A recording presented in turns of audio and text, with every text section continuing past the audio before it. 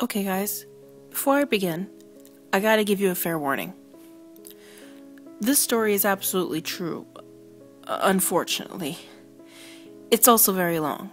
It goes back to my childhood, but it wasn't as terrifying until recently. Now I am completely lost in fear.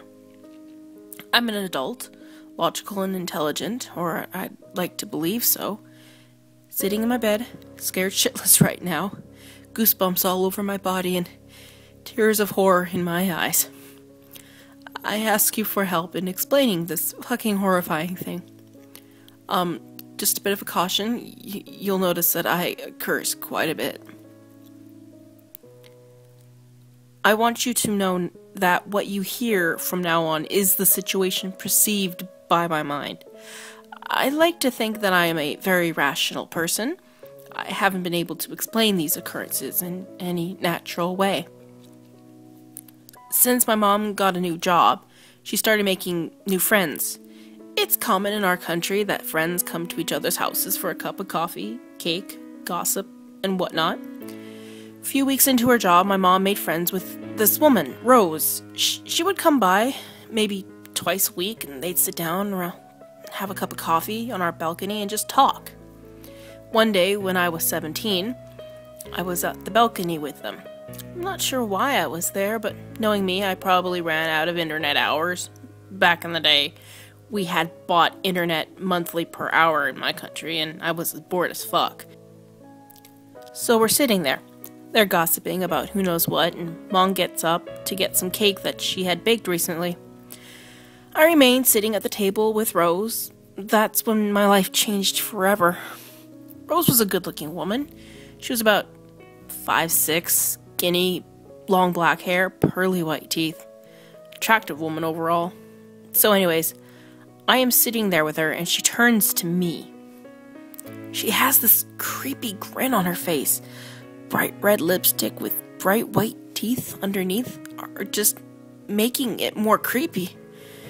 Her head is moving slowly, almost as if she became a puppet. She says something in the lowest tone possible, certainly not loud enough for me to understand. "Excuse me?" I say, still not being scared, just a bit weirded out. "You ready to go now?" she said in this voice of a child, I kid you not, like maybe an 8-year-old girl. Grin is still there. She muttered those words through her teeth, never opening her jaw. "What?" I asked, starting to get scared. "You ready?" Same thing again. Only this time, she pulls out an orange from her purse. That's it. She just took an orange out and held it there. Didn't offer it, didn't eat it herself, just held the fucking thing. At this point, I was getting scared as fuck. Thankfully, my mom came back with the cake. Rose, almost as if someone pushed a button on a remote control, switched back to her normal self, putting the orange back in her purse without my mom noticing. I left the balcony creeped out, but I was 17, so I brushed it off quickly. That night, I had trouble sleeping. My room is on the first floor, and my window is at maybe 5 feet. So I kept looking at it, praying not to see some scary monster. I would turn in my bed constantly and look at the window maybe every 5 minutes. It was getting late and I started to doze off, but decided to look into the window one last time. And there she fucking was. Standing at the fucking window. Rose. Just standing, looking directly at me. Moonlight was bright enough for me to see, with the same fucking grin on her face. Lipstick was red as ever, and the teeth were whiter than ever. I was paralyzed with fear. I often imagine what I'd do in situations like these, and I always had an escape plan for any hypothetical reason I threw myself at. But now, when this friend of my mother's was staring at me through the window at 4 a.m., just smiling, I was motionless. My mouth got dry. I have them now as you hear this. and I swear it became freezing in my room. Probably just the way the body reacts to shock. I finally gathered the courage to get up. I started walking towards the door. Her head was turning with me, slowly, with the grin still there. Again, as if she were a puppet. I wanted to scream for my parents, but knowing how tense they are, I decided not to cause panic just yet. There had to be some kind of rational explanation, right? For fuck knows what reason, I decided to walk to the window and ask what the fuck her problem was. I made 2 slow steps towards it and froze. I froze because she moved. You know what her movement was. Taking the orange out of her purse. Does anyone know what the record time is for having goosebumps? Because they sure as shit aren't going away. Anyway, after being terrified for a minute, I decided to go on. I'm a big guy. I figured I'd be able to fight her off if push comes to shove. My windows pull up in order to open. I pull it open maybe just 10 inches and stop. She's not moving, just holding the fucking orange and looking at me with the scariest grin you'll ever see. I stand there. She stands there. Then she starts bending. But every move she makes is so slow. So mechanical. She's bending so she can reach the open part of the window. I'm horrified. She pushes her head through it. Just enough space for her head to get through. You go with me now? She says that in her 8-year-old voice. Her hand is making its way through the crack holding an orange. What do? What you do? I fucking run. I run out of my room screaming for my dad. My dad, being a light sleeper, he jumps out of his bed and screams back at me asking what the hell's going on. All I can muster is, Rose! Window! While Dad is putting his pants on, I run back to my room, wanting Rose to be there so he can see that I'm not crazy. You know how in horror movies the person you saw is gone by the time the witness comes? Yeah, well, similar thing happened, except I caught Rose leaving. There's a house some 100 yards away from mine, and it had one of these motion-activated lights.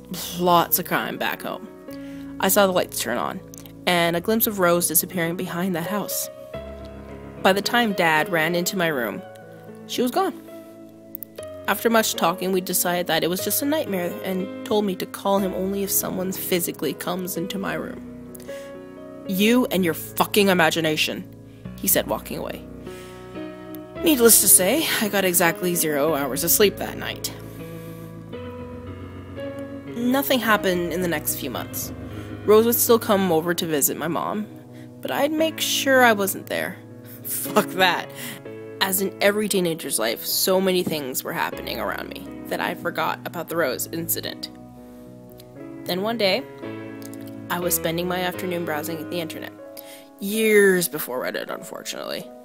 I got pretty hungry, so as any spoiled child, I yelled from my room to see if my mom would come. She didn't. Oh well, tough luck. I have to go in the kitchen and make myself a sandwich. The kitchen in our house is connected to the living room, but you can't see the living room until you're at least in the middle of the kitchen. So I open the kitchen door and walk in. I freeze. There it is, right on the kitchen table. An orange. Immediately thought of that creepy night. Rose is here. I am still motionless in my spot. After a few seconds, I realize how stupid I am for relating a common piece of fruit to a crazy window stalker. So I walk towards the table, wanting to put the orange back in the fruit cabinet. I grab the thing and hear the voice behind me. You will have to come with me soon, you know. The child's voice. It's Rose. I produce some kind of noise resembling a scared pig about to get slaughtered. Lightning fast, I turn around and there she is, standing in the middle of the living room. Just standing there, same grin on her face, same lipstick on her lips. teeth white as ever. Only she started tilting her head to the left a bit, in slow motion. I remember it as if it happened yesterday. Her long black hair falling down her shoulders, white summer dress, bright red shoes to match her lipstick. I forgot to mention that she was very pale. Even in the summer, she was not friends with the sun. This added to the creepiness. There's this woman who already scared the shit out of me once, standing alone in the middle of my living room, pale as a ghost, bright red lipstick and shoes, tilting her head to the side, speaking in a child's voice. And fucking then, she takes an orange out of her purse, takes it out slowly, and looks at me, as if she wants me to have it. Just as any self-defense mode is about to take over, I either run away or tackle the crazy bitch. And my mom walks in. I know it didn't happen, but it seemed like my mom brought the light into the room. I released a breath of relief. Rose, of course, went back to her normal self. They were about to go for a walk, and my mom was in the room getting ready while Rose was pulling this grudge shit on me. Since my parents wouldn't believe anything I was saying about her, I wasn't sure what to do. The only thing I could do at that age is nothing, I suppose. But I swore I'd punch that woman should she ever come close to me again. A year or so had passed without any incidents, and I was getting ready to go to the United States to study in college. Since I was going to play basketball there, I had decided to prepare for it. I spent summer away from home, working out in a camp in a town about 40 miles from my city. During the last night at camp, the last incident happened. My roommate had left the camp the day before, and I had the room to myself. I was very excited about going to America in a few days and had trouble sleeping, naturally. My room had a beautiful balcony. I was on the 3rd floor of a hotel. Since it was warm, I decided to sit in a chair on the balcony for a while. I walked out, sat down, and immediately regretted it. It's time to come now. I nearly shit myself. I mean, it's been a while since I heard that voice, but something like that stays with you forever. I turned my head to the right, and Rose was standing on the fence of the balcony of the room next to mine. Mind you, not standing on the balcony or sitting at the table, standing on the fence. She was balancing, and how, I don't know. The balcony was at least 50 feet from the ground, and she was holding the orange. Only this time, the orange seemed to have gone somewhat rotten, not nearly as bright as it had been the first 3 times. I was scared that she would attempt to jump over to my balcony, as there were only a few feet distance between them. I was also scared she'd die in an attempt to do so, and I'd be blamed somehow. I had no idea what the fuck is going on. It really is time, you know, she said in that childlike voice, never opening her jaw, her teeth forever clenched together, the lipstick the color of fresh blood. She seemed even paler this time, and her head was tilted to the left even more. She wore those red shoes. What the fuck do you want from me? I screamed in desperation, angry that this woman is causing me so much distress, but also hoping that someone could hear me and come witness this crazy bitch's harassment. I only want you to go where you belong. She said that, and again, never opened her teeth. She only sprang her hand more towards me, almost offering me that semi-rotten orange. Fuck you, you crazy bitch. I opened the door of my room, and I was walking in. I heard, "You will come." I slammed the door, deciding this woman was schizophrenic. I would have probably flipped out more, but I was leaving the continent in a few days. At which point I was safe. Right? Wrong. I came to the US and have been here for 7 years now. I forgot about the incidents and went on with my life. Only time I ever thought about Rose was when I was talking to my mom, who said that, since I left, her friendship with the crazy bitch fell apart. I was glad. Last 7 years were the best of my life. I got a bachelor's and a master's degree. I got a wonderful girlfriend. You know, life's good, man. But then, fucking then. I'm a big tech geek. I love Apple. Don't shoot me down for this, please. So it was last Friday, September 21st, the release of the iPhone 5. I am in front of the store with about 50 other people. I'm maybe 15th in line. It's raining. It's cold. It's been like that for about 4 hours now. The doors finally open. We start moving in slowly. I look across the street and instantly stop. People run into my back. I hear complaining, but it's all bouncing off of me. Across the street, I see a woman in a white dress, head tilted, holding something orangish. Grin on her face, lipstick bright red. I can see it from across the street. I can't move. Someone in the far back pushes, causing me to fall. While I gather myself, I see the woman disappearing behind the corner. I remain sitting on the ground. It was Rose. It was her, I swear. I sat there for a few minutes, get myself together, and walk in the store. No phones left. I decided to walk across the street, and there it was, at the place where she was standing, only it's a mushed, terribly rotten orange. That's it, just a rotten orange. And I started to cry. All the memories came back. I thought that my whole life would constitute of being stalked by some maniac. And how did she find me anyway?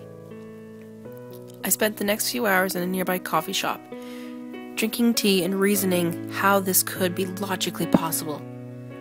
I kept no secret from my friends and family about my whereabouts. Did she talk to anyone? Did she stalk my Facebook? My friends? Did she travel here to harm me? What the fuck is her deal? Answering no questions I asked myself, I went home, deciding to keep it all to myself. My girlfriend noticed something was wrong with me for the next few days, but I didn't push it. Neither did she. I figured it was all a fluke, my mind playing tricks because I was up all night before. Plus, it was raining. How could I see that well? And that orange? Maybe it's just a coincidence. I convinced myself that I was just making it all up. So today, a letter came.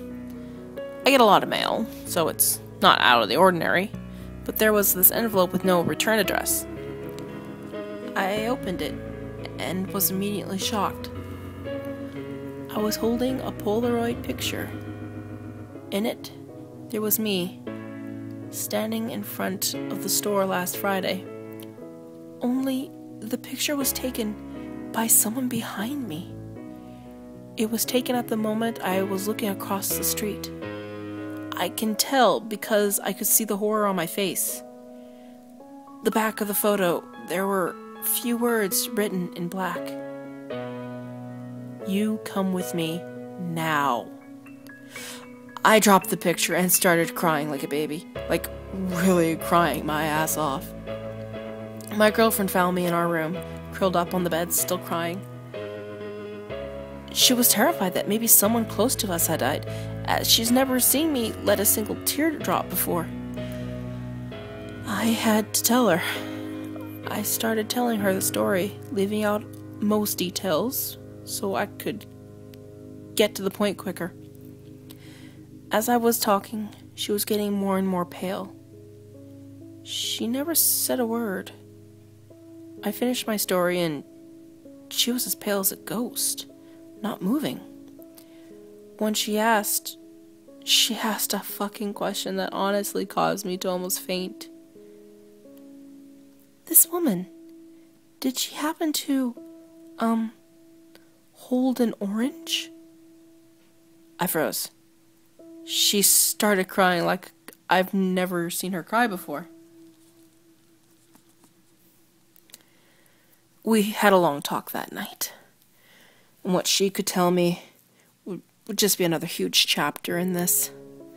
Honestly, I am fucking tired from the stories, and I'm not sure anyone is willing to hear this. I am also lost. I'm so terrified and confused. But if someone does hear this, I'll tell the rest. I'll tell it and hope that someone can offer a solution. An answer, maybe. Currently, we are both scared as fuck, and we don't know what to do next. The police is an option, but what are we going to tell them? I don't know, man. I'm fucking scared out of my mind, and her as well. Help me. Update.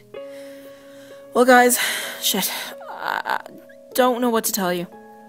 It happened again today. Except, I don't see her. Well, let me give you a quick rundown of the events. At 9 a.m., I go to the local police station with my girlfriend.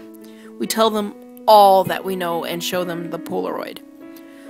Although quite friendly, they say they can't really do much other than maybe file a restraining order against the person who probably, their words, isn't even in the country.